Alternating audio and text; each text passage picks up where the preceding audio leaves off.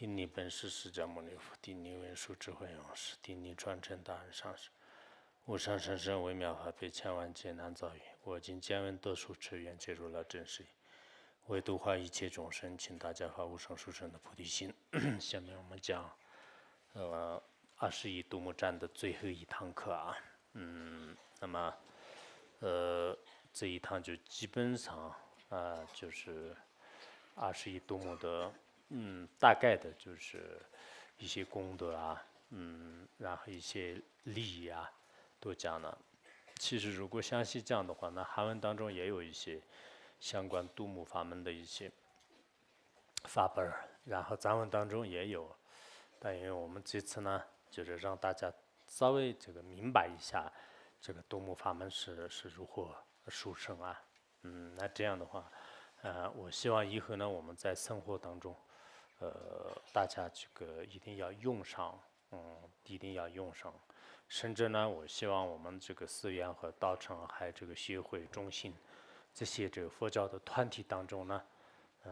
就是要念诵这个度母法。我看到你们很多道友念诵应该很好的。一方面，我们有时候参加藏地的一些法会念度母的时候也是，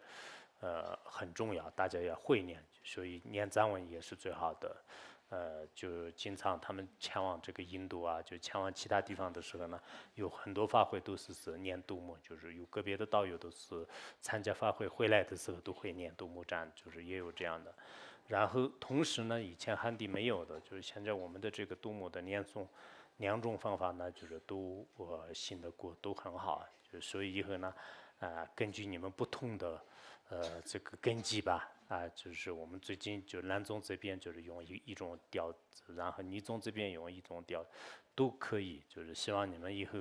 在汉地寺院和学会道场当中呢，就经常这个弘扬就是度母法。如果这个声音呢，就是在不同的佛教界的这个群体当中能传出来的话呢，我通过这个分别念的必念，就必量就是应该就是我们的这个佛法的这个很多的位缘呢，就是会得以牵出就是包括个人的这个修行呢，就是一定会是有非常大的这个深远就是属于这方面呢，希望就是大家努力。那么今天呢，我们也紧接着讲这个度母赞了。就是其实这个度母赞呢，我们前面也讲过，就是前辈的很多的这个大德呢，就是都有特别就是殊胜的这些因缘。当然是以其他的一些一般的修行人的经历呢，我们都就是没有这个就时间就是描述，就是比如说比较大的那个，不管是藏地、印度的这些大德们呢，就是都有特别就是殊胜的一些教言。就是我想起来还有我们这个方便的时候以后讲那个世事无事颂，世事无事颂的作者呢，就是叫这个巴瓦德瓦，就是巴瓦德瓦。那么他呢，其实这个造这个世事无事颂呢，好像我以前不知道讲过没有，就是也有很深的一种因缘。就是他刚开始呢，特别精通这个佛法，但是他弘法利生的事业呢，就是不太广。后来他一直祈祷呢，就是想到那个东方，就是去这个礼拜，就是度母这个像。在这个过程当中呢，就是需要就是过这个海就是坐船就是过海。后来在海中呢，就是已经这个海岛上的这个人们呢，就是把他接着就是在那里，他那边特别痛苦，就是不但就是弘扬不了佛法，就是而且呢也没办法度化这些众生。后来就是他也一心一意的祈祷度母之后呢，就是在他的这个显现当中呢，就是度母告诉度你晚上这个睡到这个怎么样的这个姿势的话，那你可以今天就是到那一处。后来呢，就是他就非常这个向往自己的故乡。就按照这个度母的姿势这样睡下去了以后，第二天呢，就是确实已经到达了自己的故乡。但到了故乡以后，他原来的这个寺院呢，在同一个时代当中已经完全的就是有了很大的变化。就是有些高僧大德已经圆寂了，有一些新的思想潮流呢，就是不断的在涌现。那么这个时候呢，就是他的这个弘法利生呢，更就是没有办法就是展开，就是特别就是一种这个就比原来就是还差。就是那个时候呢，他就像就是他就想到了，就是这次的我的这个红花尼森的事业就都不成功的原因呢，就是那个海岛上的人们就是劫持我啊，就而这个损害的，所以呢，就是他生起一些这个恶念，就是马上用这个切克印书印，就是念一些恶咒，就是结果呢，就是这个海岛上的人们呢，就是全部都是就是就出现就是地震啊，就是全部就是沉在这个大海里面。后来呢，就是他自己所造的罪业呢，就是想起来了以后极其惭愧，然后进行这个忏悔啊。进行忏悔以后呢，他就为了这个忏悔，从印度呢，就是这个磕头，就是到这个就是文殊菩萨的道场，就是五台山，就是他准备发愿，就是这样。但这个过程当中呢，杜牧呢，就是也这个告诉他，你如果这个光这样磕头呢，就是不一定清楚你的罪证。如果你真的这样想的话呢，那么你应该就是造这个非常这个有意义的引导这个人们众生呢，就是迅速成佛的这样的这种发扬呢，就留给这个世人呢，就是可以清净你的罪障。后来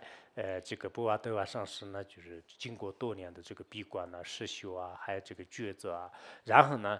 最后就是他觉得是所有的这个修行当中，就是成佛最快的呢，如理如法的一至三之事，所以后来就是造了就是50个颂词的十世无世颂。这个十世无世颂呢，虽然表面上看呢文字不是很多的，但是呢，真正的这个按照杜牧的这个书记啊，就是一生这个成佛呢，就是必不可少的，就是非常这个深深的窍诀呢，就是集聚一起，就然后就留给这个世间的人们啊，就是有这样的这个说法。所以呢，我们就是也想到了，就是这个很多的这些大德呢，就是为什么这个修成杜牧之后呢，就是对大家就是对自己啊。就应该是有非常大的这个这种突破性的吧，就是可以这么说，就是有些这个事业的这种展开。我们在座的很多道友呢，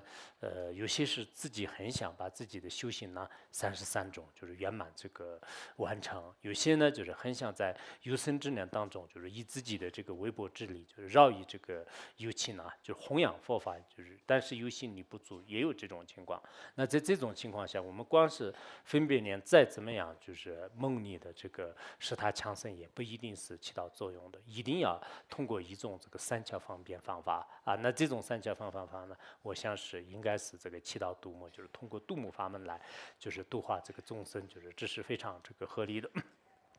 凡是藏地印度，就是我也就想起了很多的故事，但这次呢，因为我们就是也不可能耽误很长的时间，就是还有藏传佛教和还有很多的一些传记里面的这个故事啊，就是特别多。比如说我以前好像讲过没有，就是那个无著菩萨，就是那个是这个佛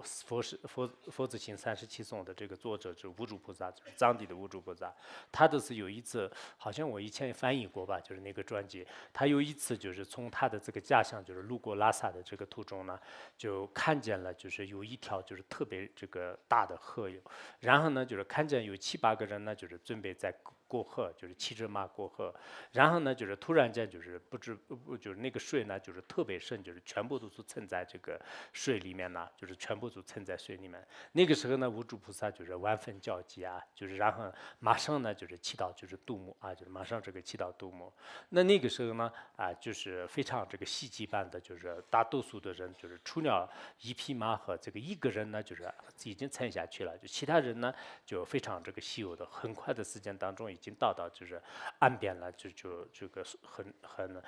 安然无恙，就是没有任何的这种没有任何的这种损害。那这个时候呢，就是他看见就是那个人啊，就是已经就是沉在里面了，就是沉在里面。这个时候不知不觉就是无著菩萨的后面呢，就是出现一位就是身体高大的，就是身上呢就是穿着白色铺路的一个人，还有这个什么这个腰间呢，就是也有这个系着这个什么这个茅草的这个腰带，就是这样的一个人呢，就是出现，就是说是我来就是去这个救他们，就是结果他自己呢就是永远到这个河里面，就是然后把这个人呢就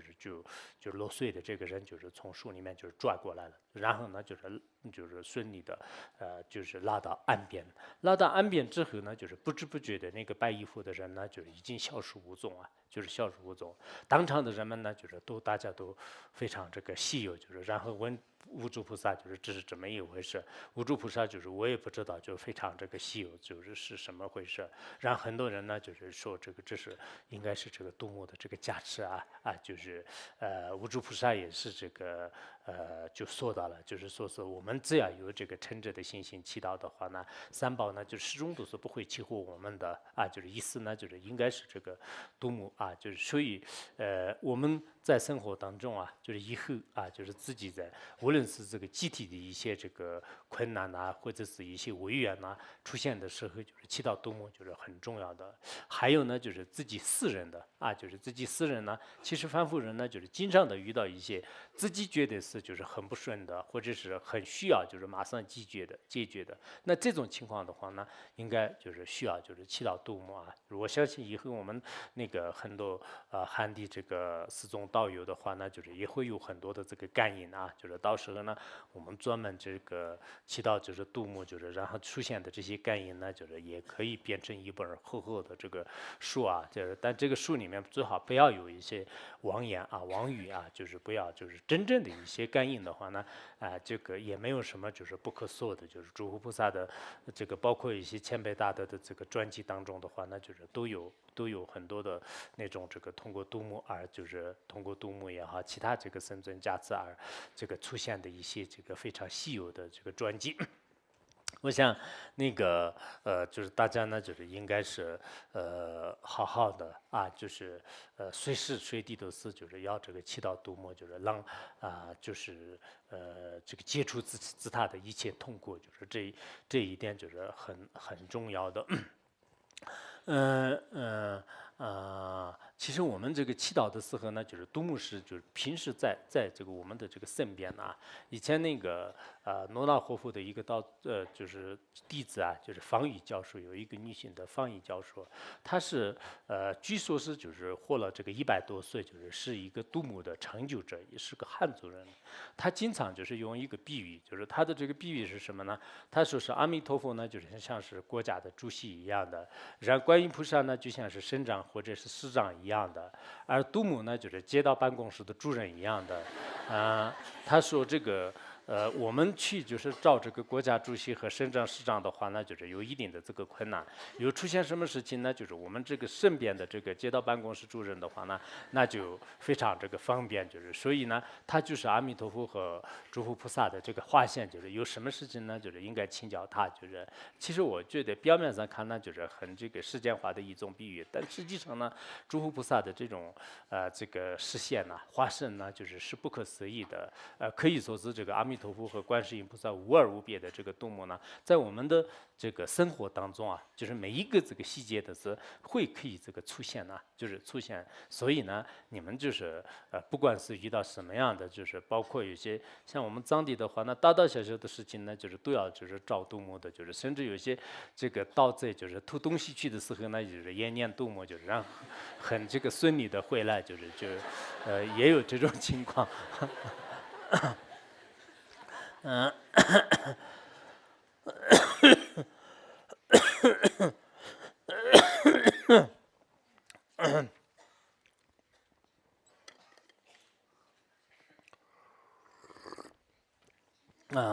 下面我们讲到那个，就今天是这个用4页来就是赞叹是用6个方面，就是其中今天讲的是第2个，灭除灭除恶毒而赞叹，就是讲的是第3个是灭除这个恶毒就是恶孽的毒药，就是赞叹。那么这个偈颂是顶礼灭毒深度母，书持天海相教育。松二大日帕子僧，就是那个大字应该缩小，就是帕子僧，就是帕大是有个小小的这个音帕子僧，无也灭除一切毒那这里就是说，这个就顶礼的是谁呢？就是灭度这个圣度母也叫做是这个空缺度母，就是因为空缺呢，就是通过它的这种这个威力就是通过这个空缺的威力呢，就是龙病都可以直接这个消除，龙毒也可以消除的。那么在有些当中呢，就是叫这个孔雀杜牧，也叫这个灭度生杜牧。那么这个灭度生杜牧呢，就是这个身世是白色的啊，就是身世是白色的，然后这个竖翅的像那个天海相较于，就是其实这个竖翅的这个乌婆罗花上面呢有一个交界的这个月亮，这种交界的月亮呢，就是天界的这个琥珀或者是天界的这个白色甘露海一样的啊，就是这是从颜色上面呢就是比喻的。那么竖翅的话呢，就是乌婆罗花上面是有这个天界的这种白色甘露海相较的这个交界的这种月亮啊，就是在这个上面呢，就是有这个月亮，而这种这个月光呢，就是让这个前出啊，就是所有这个众生的，就是各种这个心理的这个贪嗔痴的这个三毒啊，还有这个外在呢，就是出现的，比如说我们这个混合的一些毒药啊，饮食当中的毒药啊，还有呢我们这个眼睑毒等等，就是有许许多多的这些种类的毒啊，就是全部都可以清除的，并且呢，就是通过我们就是诵这个大热啊，就是诵就二大热和还有这个帕的声音啊，就是它是如果你读这个孔雀杜牧的这个心咒的话呢，就是我们大雷的大雷，然后那个色拉不下大雷说色拉不下大拉帕，就是色拉，就我们这个杜牧的心咒的后面呢。我们大雷的大雷苏哈，就是那个苏哈的前面呢，就是加上一个色拉不下大拉帕啊，就是色拉不下大拉帕，这样的话呢，就是前面也有个大拉，后面也有个大拉，还有呢就是帕字啊，就是那这样的话呢，就是色拉不下大拉帕，就我们大雷的大雷的雷，我们大雷的大雷的雷，色拉不下大拉帕。帕苏哈就是苏哈油的话可以，就是通过这个诵啊，就是这样的这个二大拉和还有这个帕字的这种这个声音啊，然后呢就是无语的，就是可以牵出就是所有世间当中的一切度啊，就是所有的度，所以内外密的就是我们众生的这个最可怕的就是我执的这个度吧，就是这个我执的度呢，就是染上所有的这个凡夫众生啊。那么当然这个实践当中呢，也有各种各样的一些这个毒品啊，就是这些毒品呢都要我们这个牵除的。通过祈祷度母之后呢，自相续呢就是最好不要就是入各种这个毒药，身体呢就是也不要就是染上就是各种这个毒啊。那这样以后呢，我们就可以通过这个祈祷，就是这个。杜牧呢，就是前除这些这个违缘呐，就是包括就是这个毒色啊，就是毒药啊，就是他们的一切违缘呢，就是全部都是依靠这个杜牧的这个祈祷就可以可以这个成就的，可以成就的。像以前印度也有这样的这个说法，就是印度呢就是有一位就是非常这个漂亮的这个一个妓女那么这个妓女的话呢，就是她特别的这个顺和人心，就是然后呢可以这个用自己最这个美妙的这种这个声响呢，就是吸引就是很多的人。有一次呢，就是有一位这个商人呢，就是跟他说，就是如果跟他同住一晚上的话，那就是可以给他就是这个赏给500个这个就是包住啊，就是500个包住，然后就是他约定之后的话呢，就是那个妓女呢，就是也答应呢，就是到了这个黄昏的时候呢，就是前往他那里。如果的中间呢，就是有一块这个森林呢，就是在森林当中的话呢，他就比较累，就是稍微这个休息。在这个时候没有这个向导的，就是有堵塞了，就是开始这个帮着他，就帮着他。那个时候呢，就是原来的这个欲望呢，就是变成了一种特别就是巨大的这个恐怖心啊。然后这个时候他就想起了，就是据说以前呢，就是时间当中要祈祷杜牧的话呢，就是那么杜牧就是消除一切的这种这个就是毒色党就是违缘然后呢，就是他就拼命的这个祈祷，拼命的祈祷之后呢，就是毒色的相续当中也升起这个悲心就然后呢，就是不知不觉的就开始就是离开了就是离开了。所以我们在任何的一种恐怖呢，就是确实是需要就是祈祷这个杜牧的就是祈祷就是杜牧的还有印度以前那个也有这样的这个说法，就是也有这样的这个说法，就是有一个10几岁的这个少女呢，就是路过的时候就看见就是矿相，就是其实印度的矿相很厉害的，就是他就马上就是看见人的时候呢，就是用这个四肢就是就是菜色，就是并且呢，就是它的那个鲜血都是到处都是在这个像这个棉花籽一样的，就这样的。那么这个时候就是他用自己的这个那个大象啊，就是用鼻子就是卷起就是那个少女的这个身体就正在就是让这个准备杀害他的时候呢，他就突然就是在心里面就是让这个生气，就起到度母的这个念头。然后他一起到度母的时候呢，当时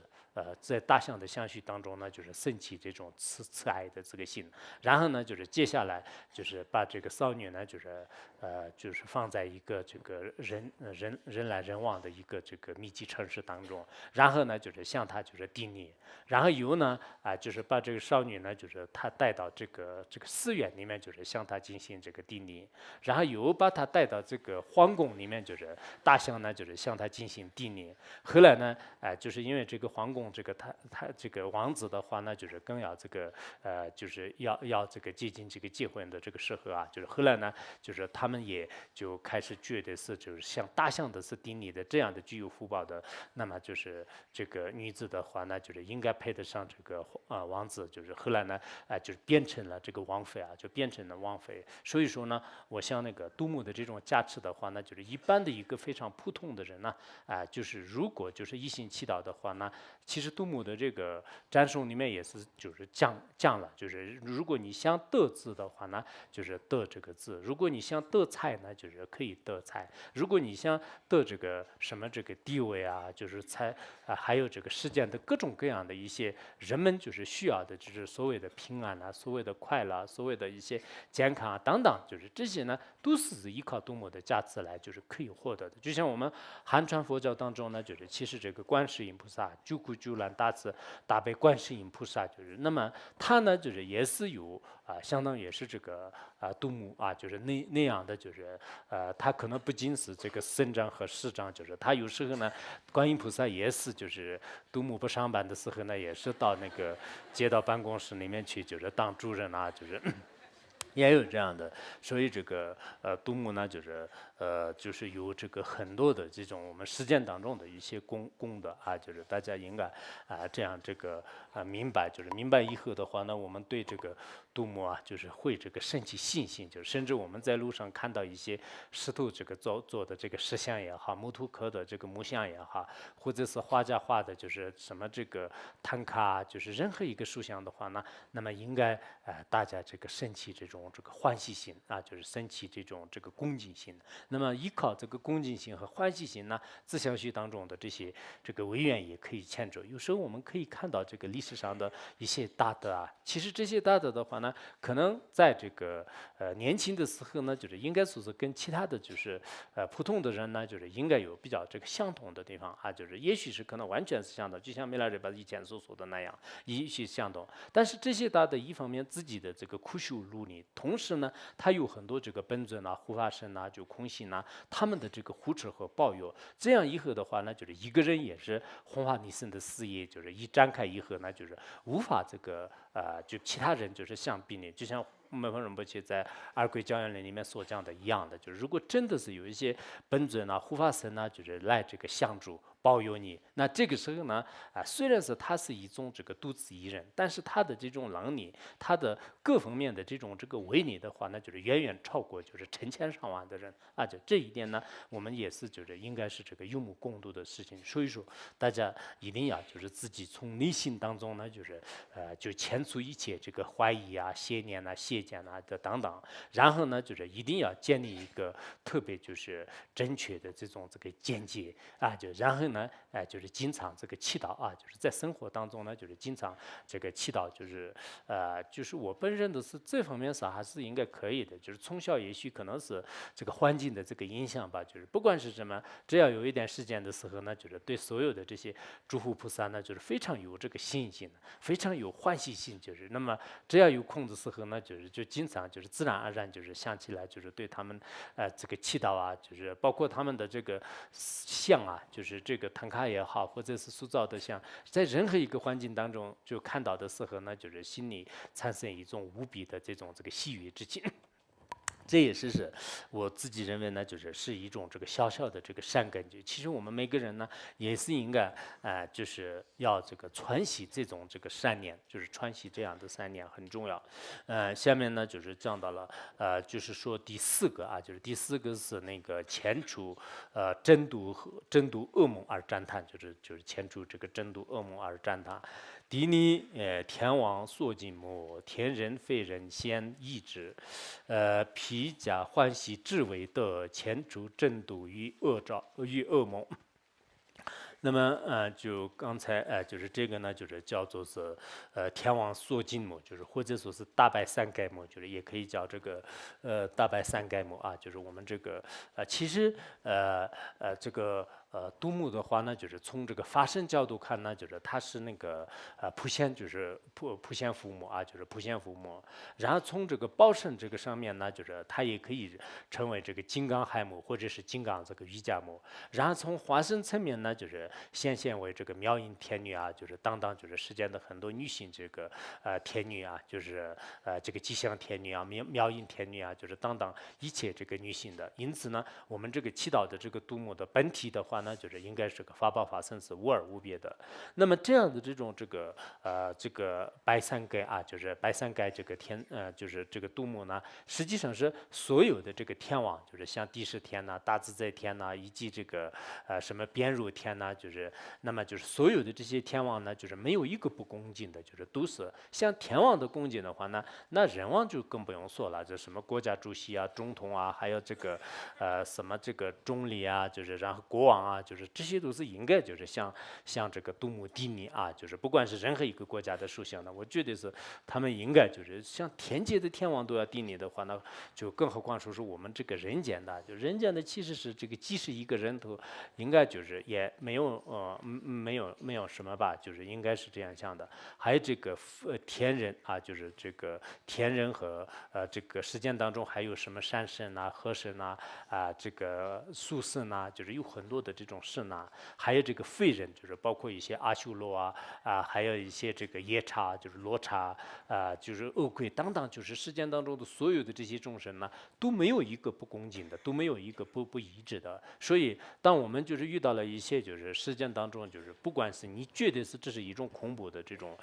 这个现象啊，就在这个时候你马上要这个祈祷度末，就是有这样的话呢，那么世间的一切的这种鬼神和非人和或者说是其他的这个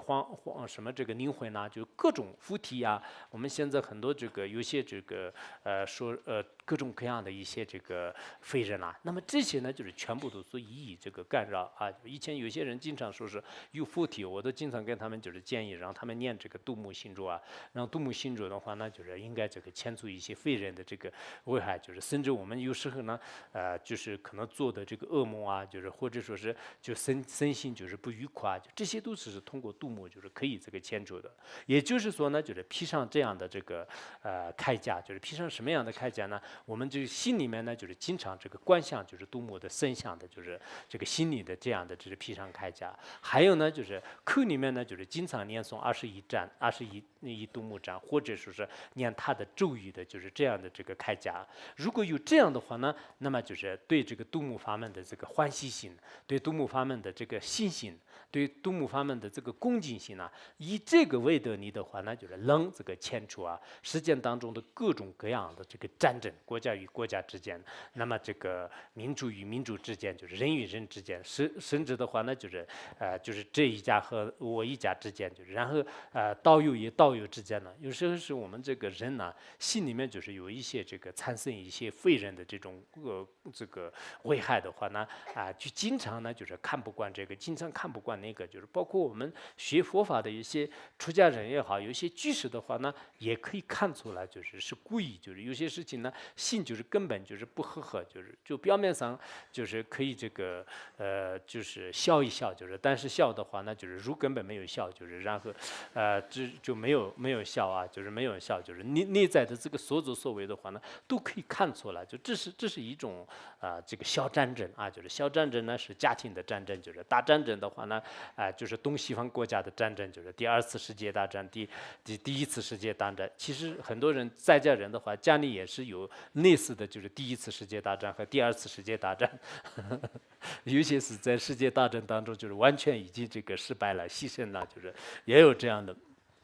那还有呢，就是做的这个噩梦啊，就是晚上这个做噩梦的话呢，就是有各种原因吧，就是有些呢就是因为自己的4大不调，就是身体这个不适而这个造成的，有些呢确实是有一些这个冤家债主啊，或者是一些非人的这种危害啊，就是其实这些呢就是通过度母啊，就是来可以这个缓解或者是消除，就是因此我们有个别的道友呢，经常也认为啊，我昨天就做了噩梦，就是这个梦呢就是可能很不好的，我看怎么办呢？那最好是你念度母这个祈祷的话呢，即使是它是不好的这个征兆，但是呢也依靠这个度母的这种迅速的加持力呢，全部都是可以这个就是全部可以这个消尽的。所以呢就一般来讲就是我们现在这个事件当中来讲，也是经常就是战争呢，就是不断的这个发生。通过这个念度母的这个法门呢，就是然后呢祈祷的话呢，一方面就是平息，就是得到这个世界和平；另一方面，如果真的像实践人那样的话呢，他是也获得胜利的。就以前那个印度这个摩羯国就是当时呢，就是有2个国王之间就是战争很多年，就是一个国王呢，就是叫做是好像古米扎国王吧，就是一个叫古米扎国王，还有呢就是一个国王叫做阿修格就是阿修格，他们2个战争很多年了，但是阿修格的这个不管是军事力量也好，他的武器也好，势力也好，各方面的是应该胜过这个就是什么就是这个古米扎国王，就是古米扎国王。后来呢就觉得是他应该就是完全没有问题，就是暂时有一些放松的这个情况。后来这个古米扎国王呢，就是他就想了一个办法，他所有的这个军队，所有的这些就是什么这个将军和所有的这个士兵的话呢，就是他们一起就是开发会，就是共修7天，就是念这个度母然后念呢这个。总共的数呢，就是念10万遍21战度母就是以前的那个印度军队呢，就是他是也有这样的。然后呢就开始第2次就是进行交战，就第2次进行交战的时候呢就是然后对方看见就是这个古米扎国王的这个势力呢，就是完全就不像这个以前一样的，就是已经超过了。而且的话呢，他正在作战的过程当中呢，就是出现很多的穿着这个黑色衣服的一些这个女战士然后呢，就是他们就是出来就进行对他们这个交战了，而且呢，就整个这个面孔也是这种愤怒相，就是特别可怕的。所有的这个就是这些这个士兵呢，就没有办法就是对抗他们，就是最后就是获得这个失败就是失败。所以呢你们这个以后可能就是这种这个，当然这种这个心态的话呢，也许是可能超度的心态有没有不知道，历史上是这样讲的，但没有的话呢，一般来讲度母呢就是害是不会害众生吧，就是不会害的，但是他的事业是非常这个迅速的。有时候的话呢只要是虔诚的对他祈祷的时候呢，即使是这个是坏事，他有时候也会就是帮助你的。以前那个也有这样的说法，就是印度有一个这个小乘比丘就是这个小乘比丘的话呢，就是他对大乘这个佛教呢，就是特别不满，就是经常呢就是烧坏一些那个大乘的佛经，就是甚至呢就是诽谤这个密宗后来就是当地的国王呢，就是发现就是这个比丘呢，就是特别就是不合理，就是然后呢就是准备来就是抓他，的时候呢，就是他这个小乘比丘呢，就是经常看到的有一个度母的这个石像，那个时候呢，就是他有点害怕，就是马上呢就是祈祷这个度母就是祈祷度母，然后呢就是度母就先生告诉他，就是就旁边就是他的这个度母像的旁边的话呢，就是有个特别小的，就是像碗那么大的炕就是要求他就是进到那边去，然后他自己呢就觉得说我身体那么大，就是一个大比丘，怎么会是进到这个里面？但不知不觉就是因为就是那些人马上来抓他，就是结果呢就是他就一向就是进去的时候呢，确实也是躲在里面了，然后呢就面了这个灾难。从此之后的话呢，就是他也是对这个度母法门就是非常有这个信心的。所以我们从表面上看来的话呢，好像是这个就是诽谤大乘佛法的一个恶人的话呢，就是度母也帮助他，但实际上呢，就是只要这个祈祷他的时候呢，就是他无气的一种元气，就是会暂时呢，就是帮助他。究竟呢，就是慢慢，就是你也会可能就是苏醒过来，就是你对以前所造的这些罪业呢，会有这个忏悔的这个信念吧，就是忏悔的信念。所以我想呢，我们这个不管是在这个生活当中呢，就是遇到什么样的这个噩梦也好，就是或者说是一些不好的这个情况发生的时候呢，就是立即就是祈祷，就是度母祈祷度母。以前我都是在放牦牛的时候，经常就有时候是牦牛找不到的时候，也是这个祈祷，就是度母就凡事就是有时候呢自己觉得是很惭愧，这么小的事情让度母就是度母这个麻烦的，但有时候呢就是自己心里面特别这个着急就是特别着急，就是有这种这个习惯，确实是驾车也是机器的这个书上，就是所以呢，大家也应该就是像如果就是有些事情呢，就是没有这个得以实现的话呢，也不能这个甚懈见，就是应该是自己这个前世因为度母的话呢，就是如果你前世造的有些这个业就一定要陈述在你身上的个别特殊的业的话呢，那么就是不要说这个度母就是谁都是没办法的，就是这个因果已经这个完全定性了。但是只要有一些挽救的机会的话呢，那么就是这个他的这种这个事业，尤其是我们要就是祈祷，就是非常强烈的信心来祈祷。就像我们原来讲过这个什么这个七句祈祷文的时候呢，就是看你自己就是有没有什么这个感应比如说你祈祷的过程当中，你祈祷度母也好，祈祷莲花生大师也好，在这个过程当中，你自己的是特别就是有种这个强烈的这个感受对他升起极大的这种信心那个时候的话呢，就是那么就是对方呢就是也会感动的。就如果你自己呢就是好像边打瞌睡就是边没有什么感觉就是凡是就是边念这个我们大力的大力的来说，我们大力的大力的来说，我们大力的大力的来说，那这种这个心态呢，就是能不能这个当然是有功的，就是这个是肯定有的，就是功德肯定有的，但是这个有时候呢，我们这个对这个本尊的这个修法的话，那就是对自己的行为和一些心态呢，就是还是有一定的关系。这是那个就是讲的是第四个就是第四个。然后第五个呢，就是消除这个瘟疫就是疾病而赞叹，就是消除瘟疫疾病而赞叹。定力消疫，深度母，日月双目，光显明，松尔哈ra达哈ra。德达日松尔哈ra德达日，消除巨蟒瘟疫病。那么这个叫做是，也叫做是南若度母，就是阿难若的，就是南若度母，也有这种说法。还有呢，叫什么？就是消除这个瘟疫就是消除各种瘟疫的这个生度母。那么它呢，实际上是这个深色是应该是这个红黄色吧，就是深色红黄色对，然后这个乌婆罗花上面呢，就是有这个宝切就是宝切，就是那么宝切里面呢，就是有这个无私的这种甘露，这种甘露呢，就是这个就是洒进就是很多就是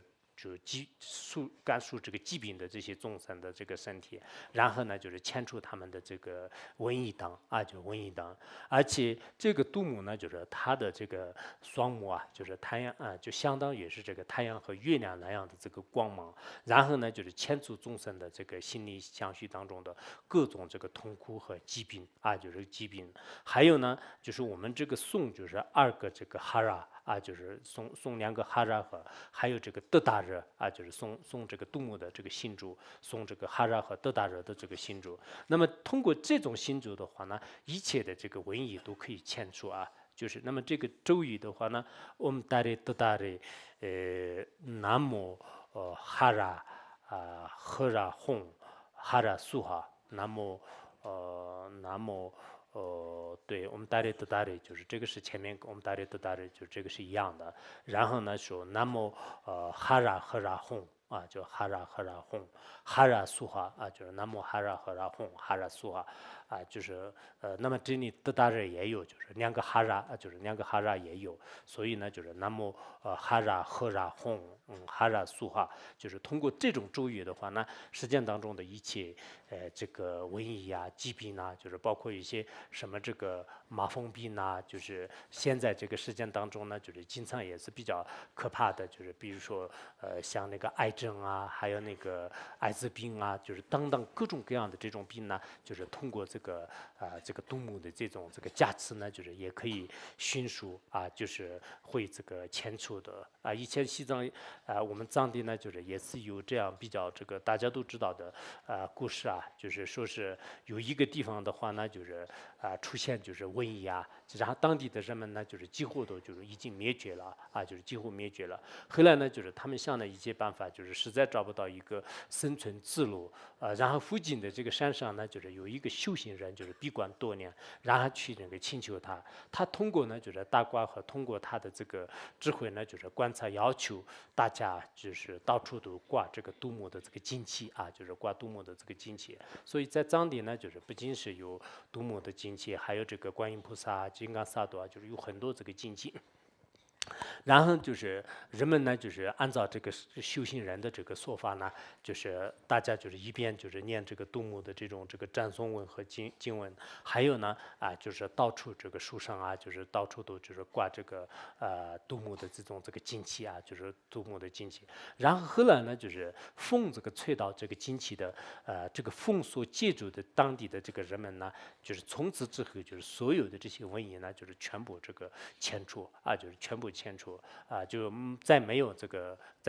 发生就是这种情况啊，所以我们一般来讲就是出现一些这个瘟疫啊，就是出现一些非常严重的这种传染病呢，就是在这个时候呢，当然一方面呢，就是我们也要看这个现在的这个医疗啊，就是有些修行人呢就我生病了以后就是一直等死，就对中医也不相信，对藏医也不相信，对西医也不相信。其实不相信呢，就是不是很好的，就是应该是对医药的不可思议的这种能力呢，就是我想就是也要这个信。为什么我们上师心地里面就是应用就是是诸佛菩萨的身边也不可思议的，然后药的力量也不可思议的，还有这个咒语的能力也是不可思议的，就是说几个不可思议的原因也在这里啊，原因也在这里。所以我们医药呢，就是有它的就是不可思议的一种这个功能。还有呢，咒语的话呢，就是包括这杜牧行咒也好，就是杜牧21赞颂也好，它也有它的就是不可思议的这种功用啊，就是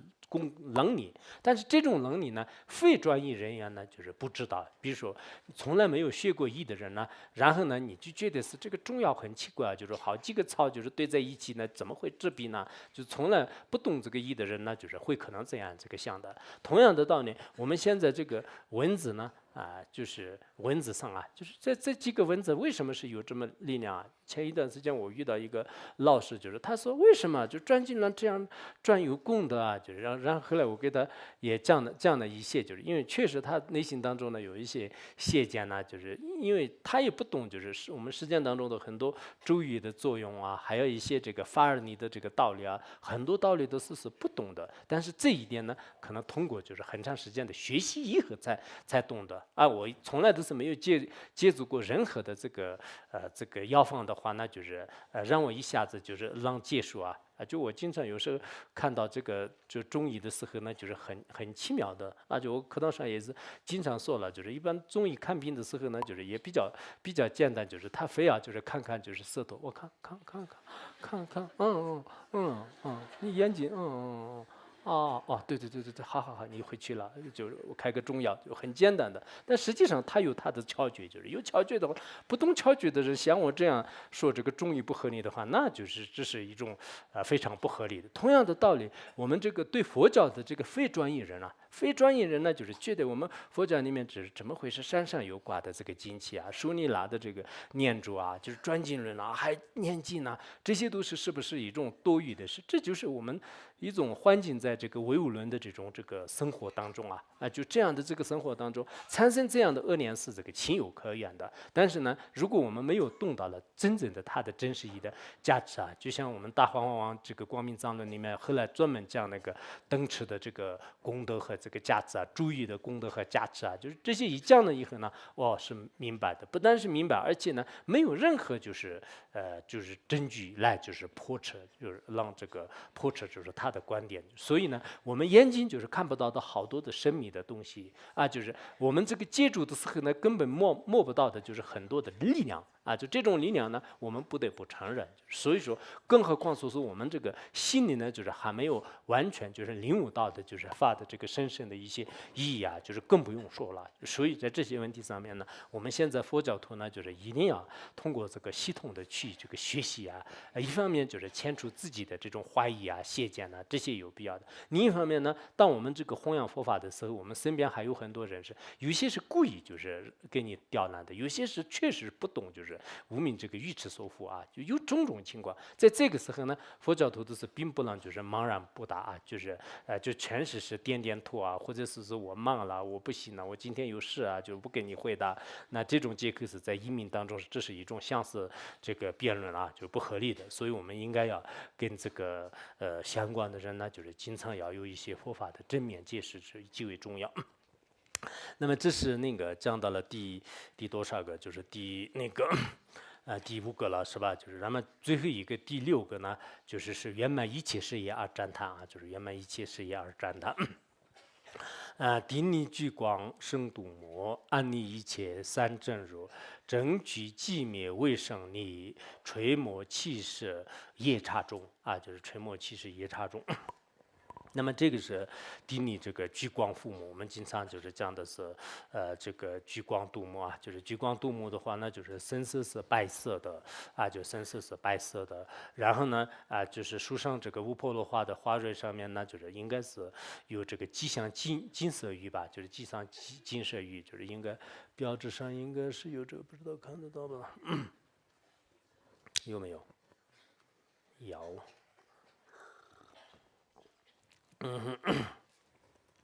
那么这个就是这个深度母的话呢，就是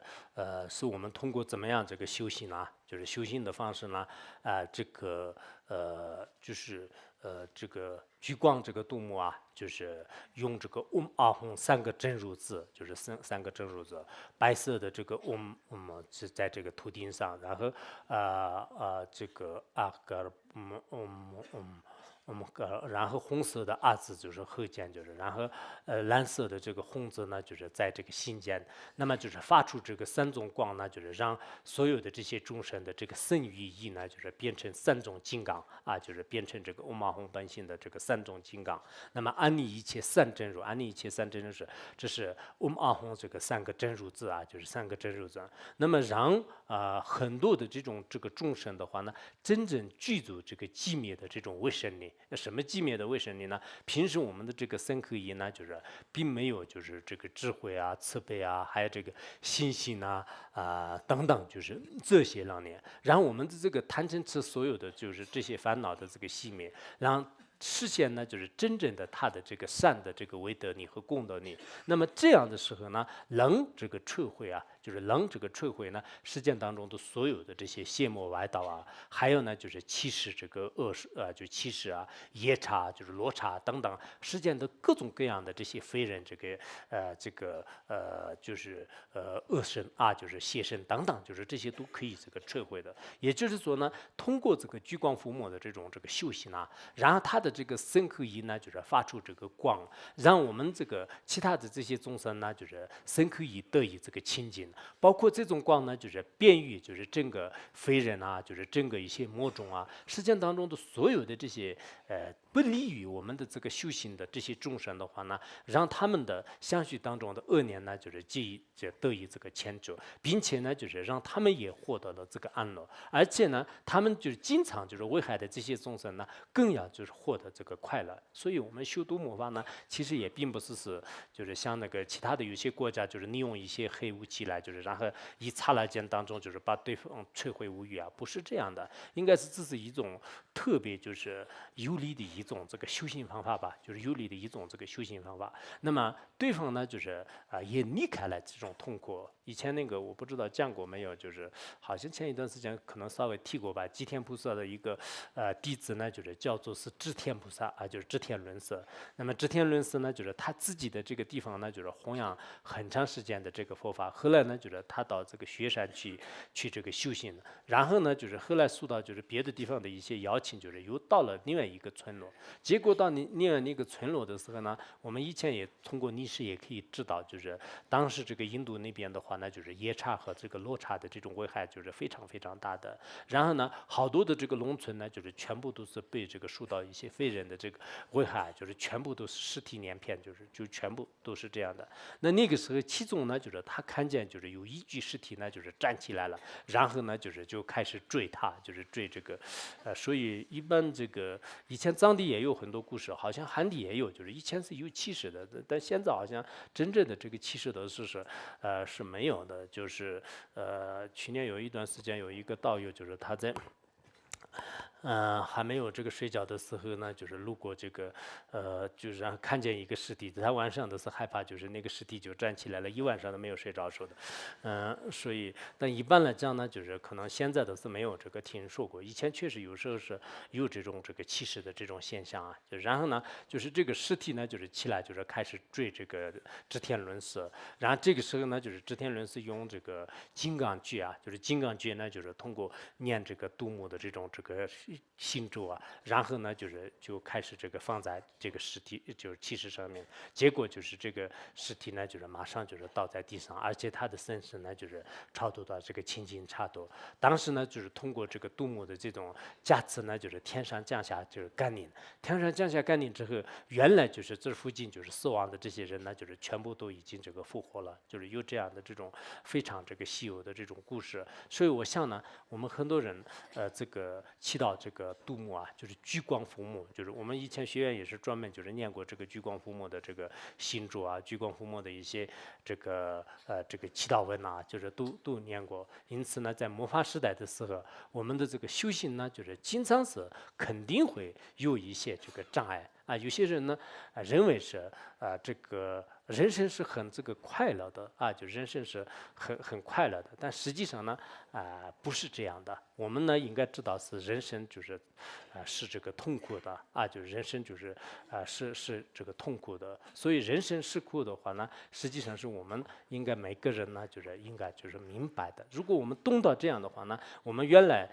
就是没有这个勇气面对就是痛苦的。那么现在我们知道是人生的这个底色是苦的话呢，我们怎么样面对？怎么样这个认识？怎么样呢？就是去转为道用这种痛苦啊，就在这个时候呢，我们就是祈祷，就是杜牧啊，就是可以说是从中呢，就是获得就是真实的一些这个有意义的快乐啊，就是真实的有意义的快乐。所以我想呢，这个21个杜牧占了，就是在这里以根本咒，就是占你占21杜牧中，就是以根本咒呢，就是指的是那个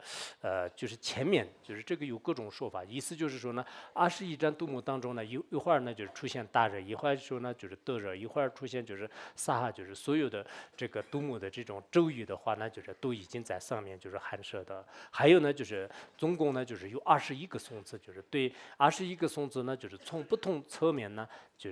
就赞颂了就是这个杜牧的这种功德。当然从总体上呢，就是所有的这个杜牧呢，就是都是这个普贤父母就是无二无别的啊，就是普贤父母无二无别的。然后从那个在众生面前显现的话呢，就像是这个观音菩萨呢，就是在众生面前实现多样的这个形象一样的。杜牧呢，就是大致呢，就是显现为这个21种啊，就是这21种里面呢，所有的这个杜牧的这个身相呢，就是可以包括。当然，如果你在这个还要这个再详细的如果幻化的话，那就是也有无量无边的，就是杜牧的这个化身就杜牧的这个化身。所以呢，我们一般平时这个念诵的时候呢，后面的这一句啊，就是以根本主占这个你占21杜牧呢，就是也经常会念的，就是要这个一起念。然后还有一句呢，是杜牧的一个虐的这个祈祷文。那么这个虐的祈祷文呢，就是叫这个至尊杜牧你垂念，祈求解脱啊，就祈求救脱诸苦难。那么这个是我们平时就是叫这个特别虐的这个杜牧赞呢。如果你没有时间就是念那个杜牧赞的话呢，那么我们平时在这个生活当中呢，也经常就是去做梦中嘛，点等，这等我可能加多说，这个是就是每个人呢就是经常在这个念的，因为这两句的话呢，我想是只要有意了，只要有兴趣呢，就是没有什么就是这个时间就不空啊，就是这些你随时随地都是可以念啊，就可以念，所以至尊这个杜牧呢，就是你这个垂念我，你一定要就是加持我，你一定要了知我这个。那么我今天就是祈祷你的话呢，一定要就是接触就是我实践当中的一切的这种苦恼，就这个痛苦和一些这个困难。就是这个苦难，就是这两个，就是一个是痛苦，就是一个是就是你这个等，就是这里这难的话，那就是指的是这个畏惧、恐怖就是我们经常说的是八难吧，就是八难的话呢，实际上藏文当中直接引出来的话呢，就是有8种这个恐怖比如说毒蛇的恐怖地水火风的恐怖还有这个大象的恐怖就像以前印度的话，那就是有就是大象就是等等。那么现在的话呢，我们这个事件当中也有各种就是这个包括一些金融危机的恐怖然后这个人生当中的各种这个各种恐怖吧，就是这些呢，就是都可以这个一以牵出的就是都可以一以牵出的。因此呢，我们就是一定要就是念就是我们经常就是汉地呢，就是有什么这个就我刚才前面引用的九苦咒呢，就是大慈大悲观世音菩萨，我们也是可以说是即九苦咒呢，就是大慈大悲，就是生这个杜牧孙子，就祈祷。就我们看我们众生就是有没有意乐祈祷。我们如果所有的众生经常祈祷的话呢，那杜牧的这种价值呢，就是迅速的，就是会这个就发扬光大的就是这样的。然后这里还有一个杜牧的信咒呢，就是我们大力得力苏哈。其实这个咒语呢在摩诃仁波切的那个就是这个功德就是什么白珠功德里面也讲了，就讲到了，就是这个咒语呢，就是让这个最初一切这个这个衰败还有这个一些什么罪就是都可以牵除，而且他呢就是五个父母就是也就是说这个这个无方佛的这个父母的这个种的这个信主如果我们念了这个我们大力得力苏那这个经常念呢就是应该就是牵除一切这个灾难就是所以像那个台湾和新加坡那边的话呢，很多城市呢就经常给别人讲，就是这个咒语的话呢，就是念的越来越多呢，就是你这个长得越来越漂亮，所以很多女性呢就是特别爱念这个念那个咒语就是也有这样的，就是但不管怎么样，我像是我刚才所讲的一样，就是你念了咒语也好，念了这个杜牧赞也好，你所希求的这个内心的这些这个一切的这个洗涤呢，就是它都可以这个赐予的就都可以赐予的。还有以前我们这个经常学院念过，就是摩诃仁波切有个短短的，就是我们基尊达赖哈摩得达赖些东跟就推荐托没达赖花尔摩得所正修所这个苏哈，这个你们念过吧？是吧？没有是吧？念过